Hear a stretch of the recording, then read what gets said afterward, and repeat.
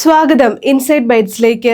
എത്ര വലിയ രാഷ്ട്രീയ മാറ്റങ്ങൾ സംഭവിച്ചാലും എറണാകുളം എന്നും വലതിന് അനുകൂലമായി നിലകൊള്ളുന്ന ജില്ലയാണ്. ഏതാനും ചില മണ്ഡലങ്ങൾ ഒഴിച്ചാൽ കോൺഗ്രസിന് അനുകൂലമാണ് ഈ ജില്ല. മുതിർന്ന കോൺഗ്രസ് നേതാവും പ്രതിപക്ഷ നേതാവുമായ വി.ഡി. സതീശനും എറണാകുളം ജില്ലയിലെ നോർത്ത് പറവൂർ മണ്ഡലത്തെയാണ് കാലങ്ങളായി പ്രതിനിധാനം ചെയ്യുന്നത്. അങ്കമാലി മുതൽ പിറവം വരെയുള്ള മണ്ഡലങ്ങൾ കോൺഗ്രസിന്റെ കൈപ്പിടിയിലാണെന്നതാണ് വരുന്ന തെരഞ്ഞെടുപ്പിലെ കോൺഗ്രസിന്റെ ആശ്വാസം.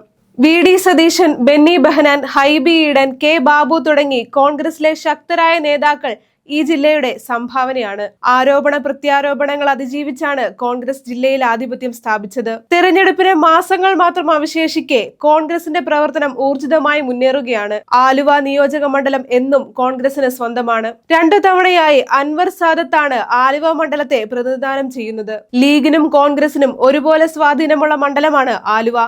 CPM-നും CPI-ക്കും ഒരുപോലെ പിന്തുണയുള്ള നോർത്ത് പറവൂർ മണ്ഡലം 3 തവണയായി വി.ഡി. സതീശനാണ് അധികാരം കൈകാളുന്നത്. കെ രാജുവിന് ശേഷം മണ്ഡലം ഇതുവരെ ഇടതിന്റെ കയ്യിലെത്തിയിട്ടില്ല എന്നതാണ് വാസ്തവം. ക്രൈസ്തവർക്ക് ഭൂരിപക്ഷമുള്ള അങ്കമാലി എന്നും കോൺഗ്രസിനോടൊപ്പമാണ് നിലകൊള്ളുന്നത്. പെരുമ്പാവൂർ മണ്ഡലം CPM-ന് അനുകൂലമായിരുന്നു. എന്നാൽ ജിഷ കേസോടെ വിധി തിരുത്തപ്പെടുകയും കോൺഗ്രസിന് ഭരണം ലഭിക്കുകയും ചെയ്തു. പിറവം, എറണാകുളം എന്നീ മണ്ഡലങ്ങളിലെ വോട്ടിംഗ് ശതമാനം പരിശോധിച്ചാൽ കോൺഗ്രസിന് അനുകൂലമായാണ് നിലകൊള്ളുന്നത്. ചുരുക്കത്തിൽ എറണാകുളം ജില്ലയിലെ 2-3 മണ്ഡലങ്ങൾ ഒഴിച്ചാൽ കോൺഗ്രസ് വികാരമാണ് ആളിക്കത്തുന്നത്.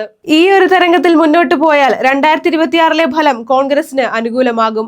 മുഴുവൻ സീറ്റും കോൺഗ്രസിന് ലഭിക്കാൻ സാധ്യതയുള്ള ജില്ലയായി എറണാകുളം മാറും. 2026-ലെ ഭരണചക്രം തിരിക്കാൻ കോൺഗ്രസിന് ഈ സീറ്റുകൾ മതിയാകുമെന്നാണ് രാഷ്ട്രീയ നിരീക്ഷകരുടെ വിലയിരുത്തൽ. കൂടുതൽ പൊളിറ്റിക്കൽ വീഡിയോകൾക്കായി ഇൻസൈഡ് ബൈറ്റ്സ് ചാനൽ സബ്സ്ക്രൈബ് ചെയ്യുക.